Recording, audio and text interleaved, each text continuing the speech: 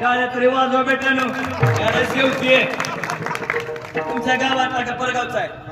मग तुमच्या गावातला का असं निघत नाही ऊस जास्त आहे रे तुम्हाला केळी जास्त आहे डाळिंब जास्त आहे तुम्हाला काय कळतंय म्हातारा जास्त टाळ वाजवा येत नाही